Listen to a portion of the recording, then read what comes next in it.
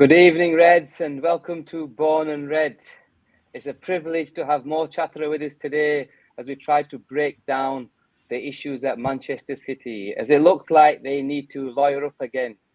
But first and foremost, before we start, Mo, I just wanted to say, our thoughts and prayers go out to everybody affected by the earthquakes, let's say, in Turkey, Syria, and Lebanon. Obviously, it was a massive tragedy yesterday, and our thoughts and prayers go out to everybody out there. But yeah, Mo, it's a privilege to have you on.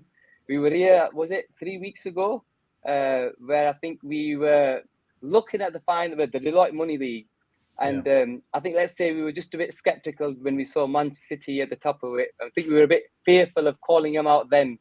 But yeah, fast forward 3 weeks, and we're sat here, and it seems like everything's sort of come out in the open more. Yeah. Massive news yesterday. So massive it's given me a migraine today. It's been kind of chocker, as they say in Merseyside. It's been unbelievable news. It's stuff that has been talked about for years and years and years, and the repercussions of it could be massive, not only for Manchester City, but for the Premier League and football as a whole. Good. I think more where I wanted to sort of start was, try to get a bit of an understanding, a lowdown as to what that, in terms of the charges, what they actually are and how they actually came about. Yeah, sure. So, right, in terms of how it all came about, it stemmed really from about 5 years ago when a German news outlet called Der Spiegel published a lot of information which came out from leaked emails obtained by a chap in Portugal who I think is currently incarcerated because of hacking into emails from that city. Wow. Nonetheless, he obtained these emails, and some of the stuff within them was very, very damning about Manchester City and the way in which they conduct their finances. It's all about smoke and mirrors, if the emails are to go by. And the implications of it were so severe that it prompted 2 investigations, one of which was conducted by UEFA and the second by the Premier League. And they launched it around the same time as well. So I think it was around late 2018, early 2019, they all kicked off. The UEFA one concluded a lot quicker, obviously. So what happened there was UEFA determined that Manchester City was guilty of financial fair play breaches. And this event eventually culminated in the case going to the Court of Arbitration for Sport, CAS, and CAS actually decided in favour of Manchester City. But a lot of that was actually more down to technicalities. So, for example, there was a bunch of information which was not able to be considered because it was classed as being out of scope. So there was a kind of time bar in place. Yeah, I was going to say there's some time barring issue that I read earlier about the previous case.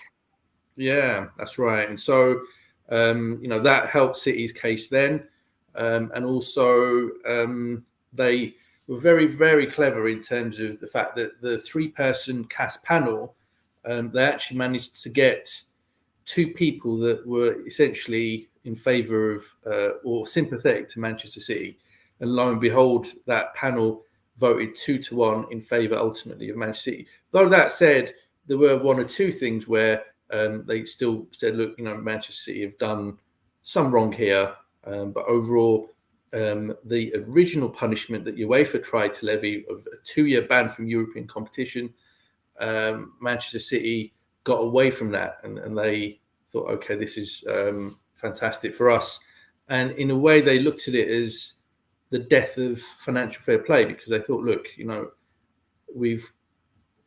UEFA's tried 2 times now to try and nail us, and both times, ultimately, they've been unsuccessful. Yes, we may have paid a fine and we may have had a bit of a slap in the wrist, but in terms of any real punishment that will hurt us, we haven't been hit with anything.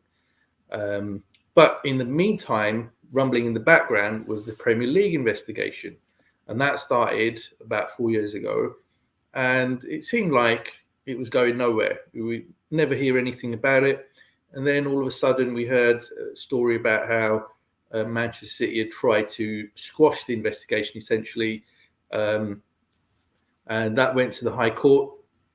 Manchester City were unsuccessful, and the fact they were unsuccessful came into the news. And I think they even tried to keep all of that quiet as well. So, it was alleged were not participating, supporting, working with the Premier League in terms of the investigation, that instead they were not collaborating whatsoever, they were not providing information. And so that is why the whole thing seemed to drag on for as long as it did. But in terms of the actual charges, so there's about 113 charges altogether, and they fall into about 4 categories, one of which relates to Manchester City not complying with an investigation. And so since the start of this investigation back in 2018-19 season, the allegation is that they've not collaborated with the Premier League in terms of that. So that is the first set of charges. The second relates to essentially not providing accurate information about the remuneration of a manager, and specifically this relates to Roberto Mancini. And we do know from the leaked emails that it was alleged that Mancini was being paid in a second contract alongside his Manchester City contract for consultancy services to a club in the Middle East, and was actually earning more for 4 days of consultancy for that Middle Eastern club than he did in a year for Manchester City, if the leaked email to go by. The third relates to, and this is quite a serious one, basically presenting false information in accounts over a 9-year period. So that's a very heavy, very, very heavy one. And then the final one relates to not complying with UEFA's financial fair play regulations, which the Premier League rules require all clubs to comply with. So all told, it's a massive list of charges, and it'd be very, very difficult for City to say, oh, really, really sorry, Dave in finance, he missed off a zero at the end of an entry in the accounts. It's a clerical error, it won't happen again. When it's 113 charges spanning 14 years, it's not somebody's innocent mistake. And sorry, Gov, I won't do it again. Yeah. It's something a lot more serious, a lot more systemic than that.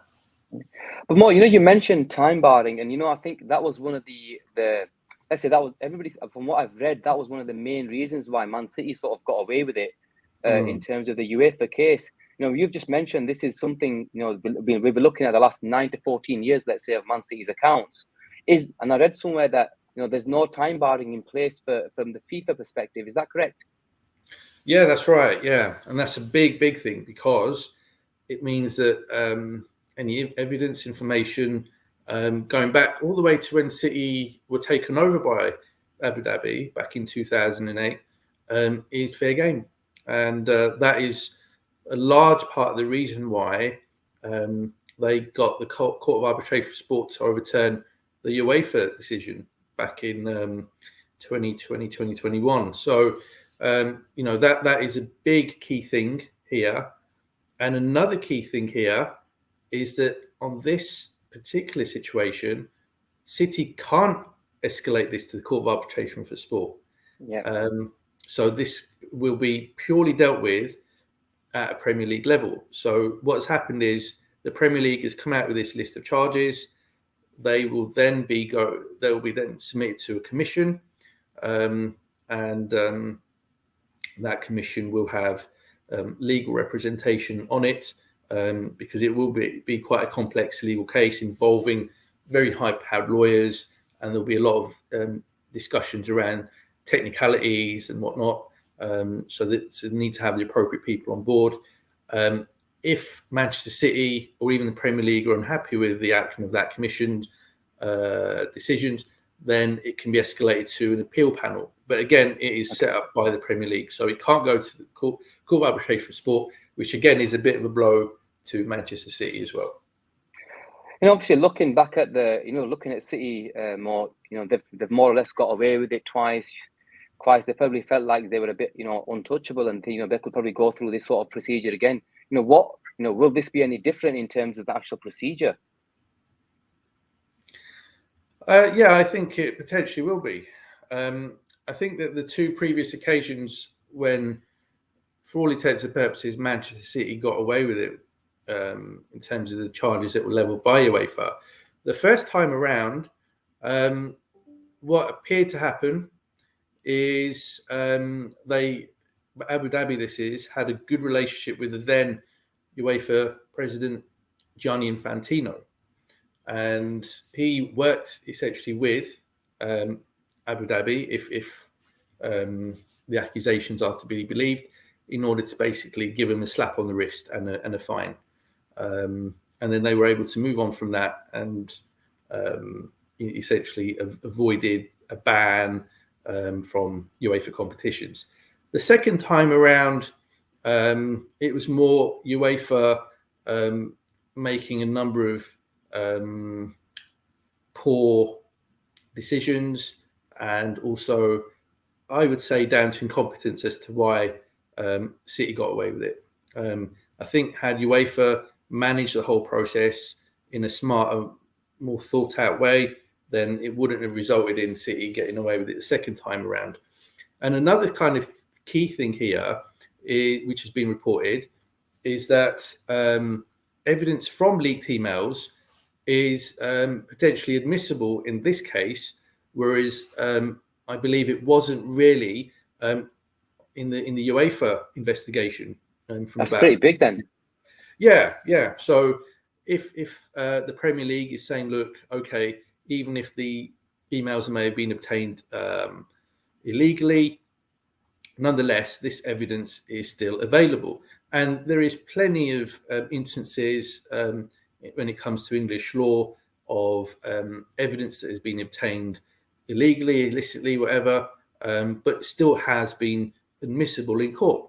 And so again, that is a blow to City too. If some of these leaked emails can be taken at face value, they're very, very damning. You just have to read some of them. And, if they are, as I say, to be taken at face value, City are potentially in serious trouble. So that is why I think this time is different. And the other thing to note is this investigation has taken a lot longer than the UEFA wanted. And I think part of the reason for that is the Premier League has wanted to avoid the mistakes made by UEFA, where they've not rushed into it. They've been very careful, built the case up. It's a bit like, the Feds trying to go after, some drug cartel. They're not going to be spending a matter of a few weeks or a few months investigating, coming up with their charges, and then making their big bust. It's all done over a long time, and they want to be absolutely 100% clear in their minds that they've got everything in place, the stories all stack up, the evidence is watertight, and then they nail them. So I think that is what's happened. And if I was a City fan, I'd be worried about that, the fact that the Premier League seems to have taken their sweet time to build up a very strong case. And that's a fair point. That's the first thing I thought, Mo. Obviously 4 years they spent putting this sort of case together. They must have some damning evidence against these guys. And that's one of the reasons why they brought it up. But looking at it from, like, say, a Liverpool or a United perspective, if Man City were pretty strong, let's say, in UEFA, I'm sure the likes of Liverpool, United, and the other clubs, look, they must have been pushing this because they see the accounts as well. And they must see Man City and they think, come on, guys, we're the two of the biggest clubs in Europe or the world, yet you're making more money than us. They must be doing something in terms of pushing it from their end as well. Yeah, totally. I think Guardiola said something about this just last week, if I'm not mistaken. I think he was, again, out of the blue, kind of suggesting, well, look, there are clubs that are trying to get us banned. And, he's always been a bit paranoid about stuff like that. And it always winds him up that people question his record and his achievements. And try and almost put a bit of an asterisk against it. Say, well, look, you've only achieved what you have because of breaking the rules. And he doesn't like it. He doesn't like it at all. But yeah, no doubt, Manchester United and Liverpool are the two clubs that have, in many ways, lost out the most by the rise of City. And, you know, the fact is, the 6 times that Manchester City have won the Premier League, on It's all 6 guys that occasions, lost out. Liverpool and United 3 each. You know, so just that alone, it should be enough. Never mind a financial impact and an impact on sponsorship deals and other things like that. So in the background, they would definitely have been lobbying. Let's not forget the Premier League is, as a regulatory body, is effectively the 20 clubs that comprise the Premier League. So it's the clubs working together and basically being almost self-governing. So they set their own rules, and obviously they've got people, you know, a kind of governance structure in place. They've got a chief executive, etc., there to enforce the rules. But it's the club basically working together to say, look, these are rules we all need to abide by. And, you know, they know that, look, Manchester City have been presenting accounts which show record levels of revenue and really propped up by commercial revenue. And if you're a Manchester United or a Liverpool and you're saying, right, we Liverpool generated in 21-22 233 million of commercial revenue. We are one of the biggest, most supported clubs in the world. Manchester United, arguably even bigger, 258 million of commercial revenue. So how is it then that Manchester City, that can't even fill the Etihad, when they're about to win the Premier League, I'm generating 316 million? It just never made sense. Most of their sponsors just happen to be linked to or part of Abu Dhabi. So massive coincidence, isn't it? So yeah, it's look, anyone with 2 working brain cells can figure out that something's not quite right when it comes to Manchester City's commercial revenues. And I think when the Premier League has investigated this and looked into it, and especially reviewed some of these emails and these emails are from about 8, 9, 10 years ago, and the figures even then were astronomical. And again, if they're taken at face value, it would suggest that financial doping potentially has been at play to levels never seen in football. And I have been on record, and this is my view, I've said if these accusations are true, it's the worst case of cheating in the history of professional sport. Wow. It's some serious allegations then, Mo. But, you know, I was looking at it from a Man City perspective here, Mo. Man City, obviously, we saw the 4 that came out where I think it was Mubarak turned up with his, you know, a crew of like 40 or 50 lawyers. And I'm sure, you know, it'll be the same this time around as well. I'm sure, you know, but is there anything else that they can do, or will they do anything else in regards to fighting the Premier League, let's say? They will do, in my view, anything and everything. Abu Dhabi, everything goes, huh? yeah. Some of which can't be discussed on this show. Yeah, of course. But look, one of the things that I think without question will happen is there will be some political lobbying. So one of the things that will happen is Abu Dhabi will put in a call to government, to Rishi Sunak himself, and say, look, can we just remind you that we, Abu Dhabi, invest billions into your economy? And one of the things that has been alleged about a related case is that the Saudis put in a similar call to Boris Johnson 18 months ago when the Premier League was reluctant to sanction the deal, which essentially was to allow the Saudi investment fund to become the majority shareholder of Newcastle United. So in the same way, there is an expectation that Abu Dhabi will get in touch with our government here in the UK and try and place some political pressure onto the government, who in turn will be expected that they will place pressure on the Premier League. And so if you're looking at it in a very cynical way, then one of the arguments that can be made is what does the British government want to do? Will it allow essentially Abu Dhabi to continue to use Manchester City, use the Premier League for sports washing purposes? That would be the allegation. Yeah. And will it allow the whole competition to be compromised, its integrity to be torn to pieces by effectively allowing them to be using the Premier League as a giant plaything? And that's basically what many critics have argued over the last few years. They've said, Manchester City using it to try and promote Abu Dhabi. It's a great story. They've got, the most popular manager, most successful manager of recent times. They've built this amazing squad of players, and they've got this great stadium. They've invested in the area around the Etihad and the Etihad campus and all that stuff. So there's a lot of good news stuff around all of that. But then, the argument has been that they do that to try and present Abu Dhabi in a more favourable light. And, Right. That is why the stakes are very, very high. So the question will be, how willing is the British government going to be to potentially play along with any such threats? And they may not happen, but they equally may. And if Abu Dhabi says, right, if you don't support us with turning this around in our favour, we will withdraw investment plans running into billions of pounds over the next few years into your country. So that's madness more than that. Just means, if you talk about sports washing, you talk about the Premier League. If we're completely diluted, the lesser teams are never going to get up there, because these top sides, let's say the state sides, they can practically go on and do what they want, cheat their way in, and then you basically blackmail their way in. Yeah, exactly, and that's why I think the Premier League has its biggest fight now, because if it wants to maintain its future, I think it has to fight this tooth and nail.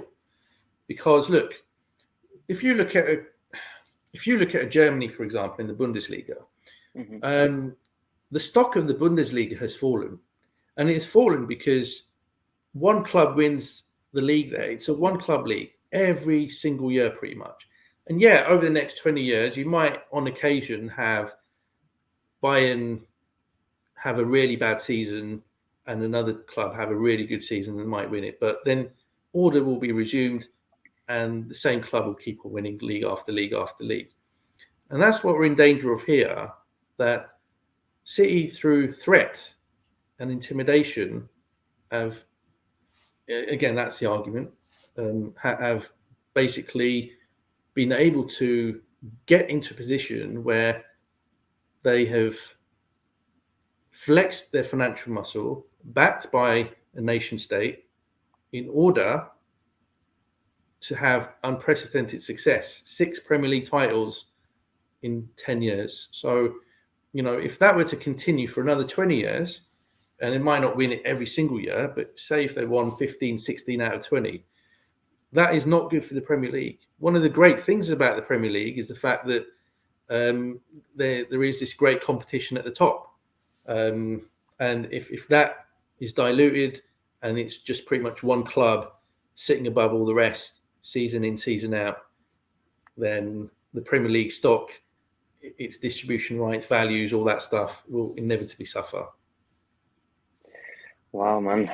Look, Mo, I think one of the important question from my side was, looking at potential punishments from actual Man City. What the potential punishments could be, how long sort of these potential punishments, how long will they sort of take, and what in terms of the actual trophies. Let's say, obviously Liverpool, me being a Liverpool fan, we finished second to them a few times, and I believe we did it the correct way, the right way.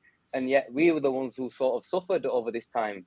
So what sort of repercussions and potential punishments for City are we talking?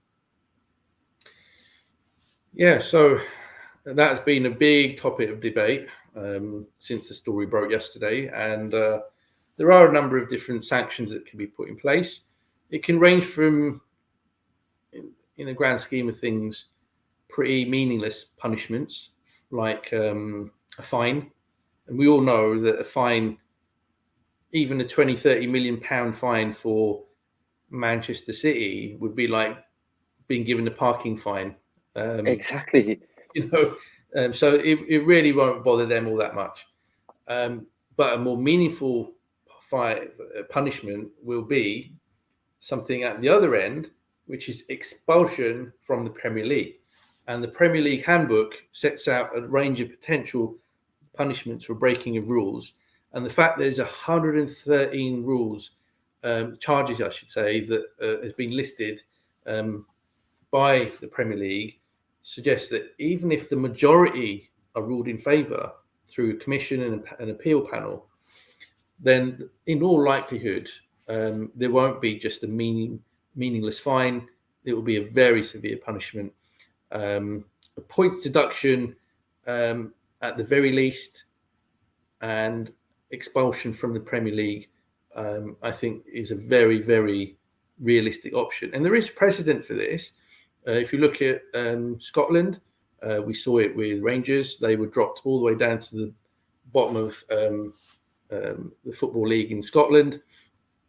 You have to look at Italy as well. Juventus, when they ran into financial issues and they were found guilty, they were demoted as well, and they had to come back up to Serie A. So there have been cases elsewhere. Was there a case of that rugby Saracens or something? They did something in terms of financial fair play as well, I remember, and they got demoted or something. So it's something that's already there, and it has happened. Yeah, absolutely, and that's where when this is something that becomes a legal matter, precedent that is set elsewhere. Because bear in mind, this is unprecedented for the Premier League. It has never been in a position of issuing this extent and this gravity of charges to any of its clubs in its 30-year history. So you're having to then look at elsewhere for suitable precedent. And Saracens is a very good example.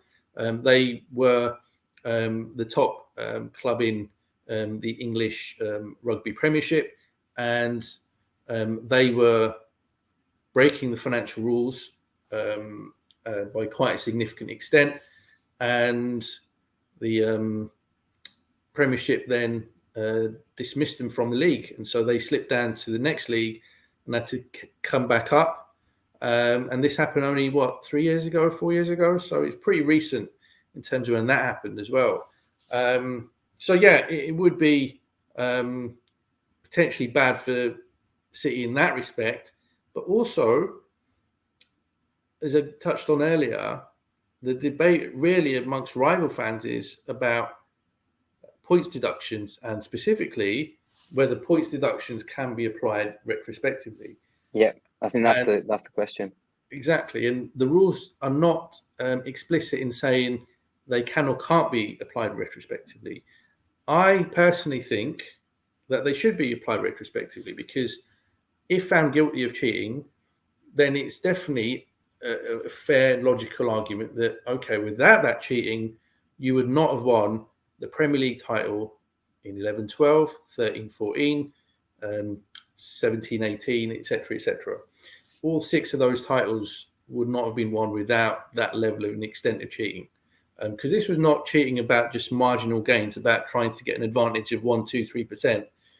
This was, again, if the charges are proved to be true, massive levels of cheating involving hundreds of millions. For you to come in more, in terms of, okay, yeah, there'll be Liverpool and us guys that will obviously be arguing in regards to, we want to win, we came second, we suffered. But I'm sure the teams that sort of got relegated and really, really suffered, that went through financial issues and got relegated, all that money that they lost out on, I'm sure every single one of them's gonna take these guys to court as well.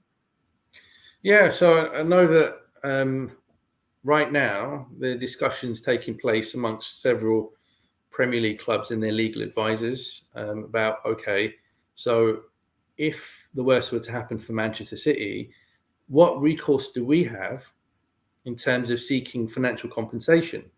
So, especially clubs that finish 5th. Yeah. So clubs that finish 5th over however many years obviously missed out on the Champions League, and they can definitely argue that, look, if it wasn't for Manchester City's cheating, each of these seasons, instead of finishing in the Europa League places, we would have ended up in the top four, brought in significantly more revenue of the Champions League money.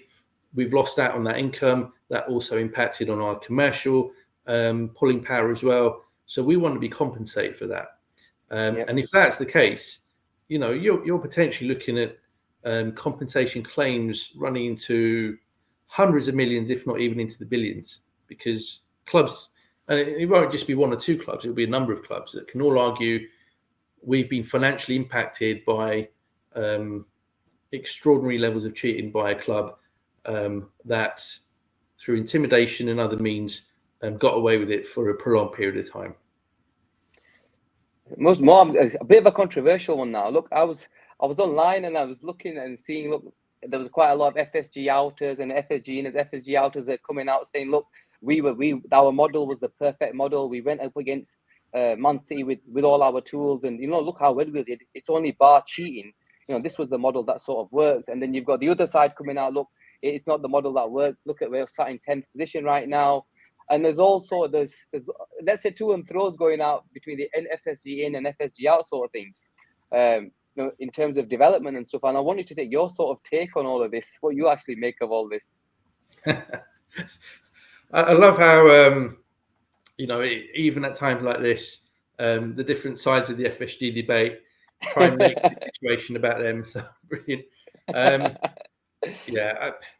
Look, I think that there's definitely arguments on both sides. I think that the people who are defending FSG are correct. It's almost a statement of fact. They're saying, look, FSG have complied by the rules. And we could have won 4 out of 5 titles in the last 5 years if it wasn't for, let's say, cheaters. Yeah. So, I think that it's fine to argue that.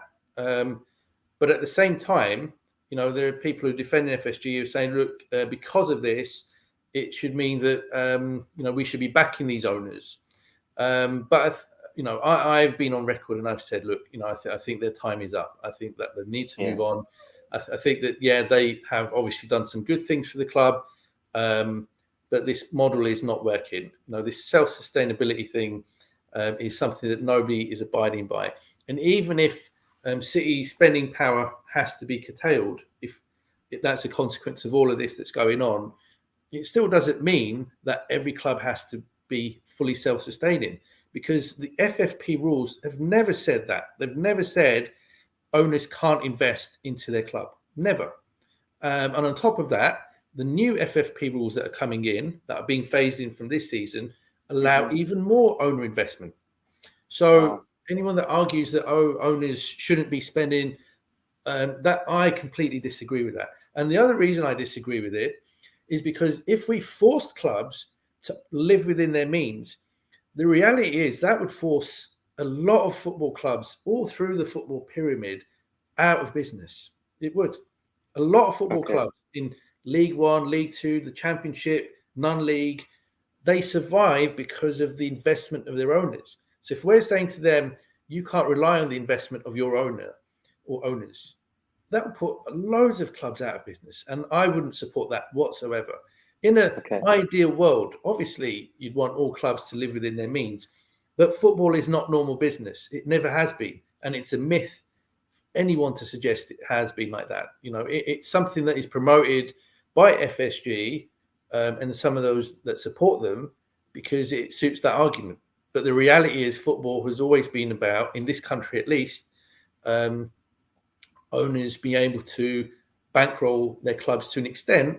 And it always has been a bit of a vanity project. You go back many years ago, decades ago, it was, local businessmen setting up football clubs and then trying to use it as a way of outdoing another businessman, prominent businessman in another town or city. And so it has continued right from the 19th century all the way to the present day, or obviously on a much grander scale. So don't let anyone fool you into believing that football is always about self-sustainability. That's a complete myth. Okay. Another thing which I wanted to touch on, obviously when on the subject of FSG is, look, we know one of the reasons why they wanted to stay was because of the financial fair play and all that sort of thing. And, obviously now with the news that's come out, do you think this might change their plans in terms of seeking investments, or they might even reconsider selling? Yeah, that's an interesting one. I mean, again, as part of these kind of FSG and FSG out debates over the last couple of days, some have been saying, well, maybe, FSG will change their mind.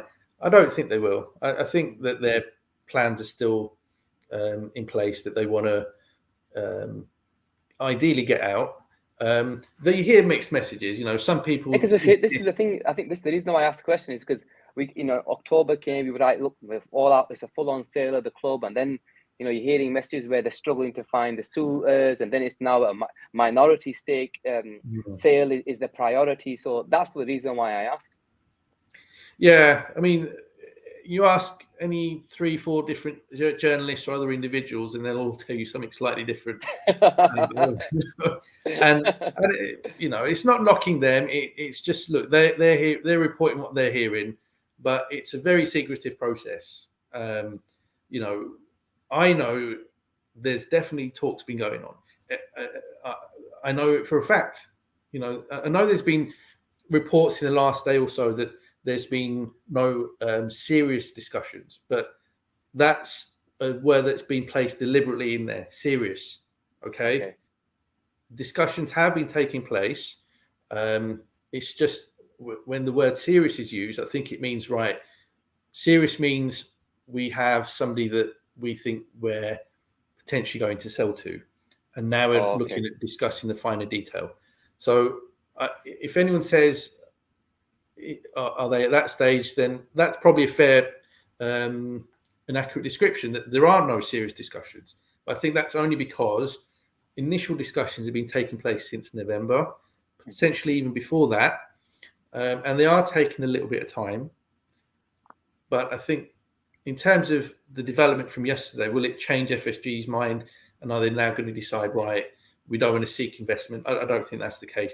And especially, look, even if the stories about them wanting a minority investment to come in is true. If that is true, I still don't think that changes anything in terms of what happened yesterday, because they just have to look at the results on the pitch. And exactly. That probably is also part of my migraine, a delayed effect from the result against Liverpool. Bloody hell. I think they must know that this squad now needs serious investment, and working to a purely self-sustaining model is not going to fund all of the investment that is needed to sort this squad out. We need a number of players in midfield. I think it's clear we need 1 or 2 in central defence. We do.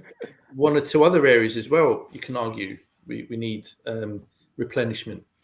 That's not going to come cheap if you want to get good players. We already know that our manager, and arguably Linda's alongside him, like to go for unicorns. They want to go for, and they keep saying it, the right player. And we know that the right player comes at a premium. So they're not looking at Aldi, they're looking at Harrods. And if we want to hope so. They better be looking at bloody Harrods.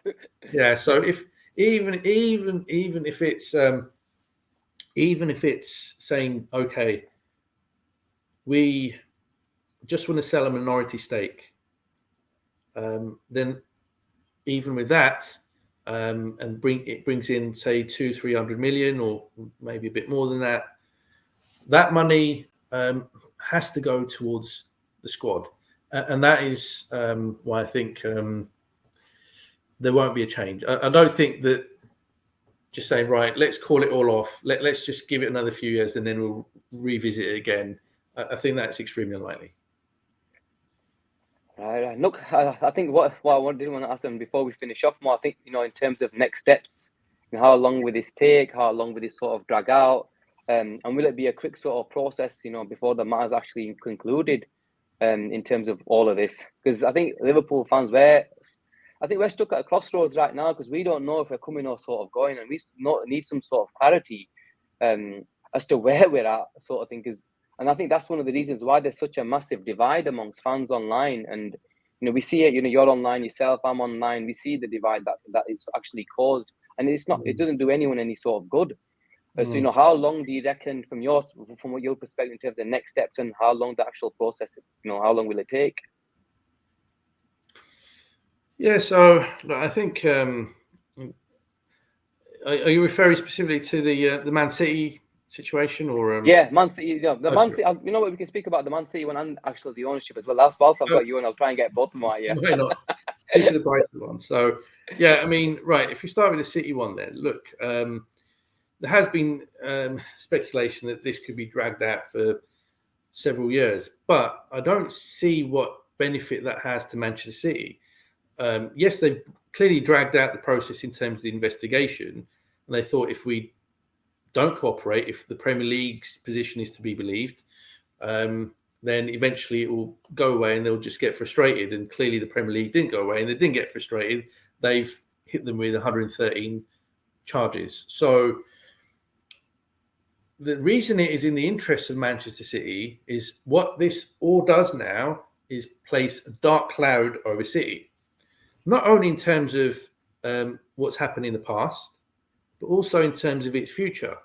So if you're a player or you're the representative of a player and City have come calling, and there is a possibility that they could get relegated out of the Premier League, not even into Championship, not even into League One, not even into League Two, but even into the non-league, National League. It's a possibility. Are you really going to want to go to Manchester City? So, that is the kind of question that some of these players will be asking themselves, their agents will be asking themselves. So it's not really in City's interest to drag it out in that respect. And on top of that, the reports today are that they are hiring an extremely expensive lawyer who $80K a day or something, isn't it? I read somewhere. Nice work if you can get it, yeah. I know, nice day rate. That's like blue chip rate, I think, isn't it? Yeah, where is he, man? You need to bring him on, blue chip rate. So yeah, I mean that's kind of crazy money. But imagine, if you are paying a lawyer 80 grand a day, and that case rumbles on for like a couple of years. You don't want that. Yeah, I mean, again, Abu Dhabi can afford it, but they'll be thinking, we can spend that money on a piece of art, or all sorts of other things like building a tower in Dubai or whatever. Why should we spend that on a lawyer? So look, it's in their interest. It's in the Premier League's interest to try and resolve it as quickly as possible and move on from there. But yeah, clearly, if Manchester City are at the same time genuinely worried that it will drag out, go against them, then they may just try everything and anything to drag the process out. But I think what the Premier League has shown just by the initial investigation is that they will be in it for the long haul. They won't look to buckle in the way that the UEFA lot had previously. In terms of the sale then of Liverpool Football Club, we've seen lots of different contrasting, conflicting reports, but I think that we probably will see a little bit in terms of movement being reported this month of February. Mm-hmm. Not to say that there'll be anything agreed. I think in terms of that stage, we're having to then move into effectively kind of exclusivity in terms of a potential buyer, and we're not at that stage yet, as far as I'm aware. So that could then fall into the spring. But we'll all be hoping. Well, the majority of us fans will be hoping that, look, if there is to be a change of ownership, or at the very least, somebody coming in with significant investment, that happens in time for the start of the summer transfer window. And then obviously we would expect, even if it's minority investment, that FSG do put a substantial amount of that investment, if not all of it, towards Liverpool Football Club. Because we all know that when it came to them selling a stake of their own entity, FSG, back in 2020, the 538 million from Redbird appears to all have gone elsewhere and not into Liverpool Football Club. So if that were to happen again, if they tried to sell a stake of Liverpool and that money went elsewhere, that would clearly be unacceptable from our perspective. And there should be a backlash, and a massive one at that, if that were to be the case. Just a question here from Luke Coxmore. Could they sell a minority stake with an agreement to give up the rest in a few years, maybe? Yeah, that's absolutely possible. Yeah, and it wouldn't be a surprise if that's what is agreed. We have seen it on occasion elsewhere. So it could be that they might decide to sell initially perhaps 30%, but with an agreement to sell incremental chunks before they eventually sell the entire entity of Liverpool Football Club, by a period of 5, 6, 7 years down the line. Good. I'm just going through some of the questions and super chats more. I think one from Ash. Ash is forever present in our super chats. Does the 5th place finish this season become very important? Could this be an unintentional spark? A lot of our players will feel very, very aggrieved by the City news. We should have had a dynasty. Thanks for the insight. Yeah, without City being around, I think have definitely won more Premier Leagues. But the other argument is that, look, if City were not setting that benchmark, 95, 100 points a season, would we have been achieving those levels as well? Maybe, maybe not. Who knows? But I think we definitely would have won more titles had it not been for City. Does the 5th place become important? Potentially so. If there's a points deduction this season, then that could become the de facto place for the Champions League. But that would also, to an extent, depend on UEFA agreeing to that as well. So they may say, look, even if the Premier League has punished Manchester City, because it's not our investigation, that whoever finishes in the top 4, even if it is City, could potentially still participate in the Champions League next season. That said, there's not really much love lost between UEFA and Manchester City. So the likelihood is that if the conclusion of all of this is a points deduction resulting in Manchester City falling out of the top 4, I would expect UEFA to support that and then award the final Champions League place to the 5th place team. So all of a sudden then, there potentially is something to go for by trying to finish 5th. Wow, man, it's been a bit of an insight into all of this more. Obviously, the findings from Man City. I think we've been going on for nearly 50 minutes. I know you've not been well, so hats off to you for actually coming on and actually giving us guys a 50 minutes. You're always there for us whenever we need you. You've always supported us, and especially when we need you, we've always need you on the day sort of thing. More, you ready for tonight? Come on. And you've always been, very supportive of us. So, guys, first and foremost, make sure every single one of you support Mo. Go and follow him on Twitter. He's got his handle up. And everybody that's actually on the channel right now, there's 111 here. Make sure you all like and subscribe to the channel. We try and bring on guests like Mo as much as we can, just to give everybody a professional, and a proper insight into the actual subjects that we go through. So. Thank you very much, Mo, and I hope everybody else out there enjoyed the actual chat, and I'm sure we'll go away from here all banging on about City. So take care of yourselves, guys. Have a good one. And by the way, we've got a show with Neil Jones on Thursday. So if you guys are free, tune in to our Game of Two Halves show on Thursday at 9 o'clock. Take care, guys, and I will see you then.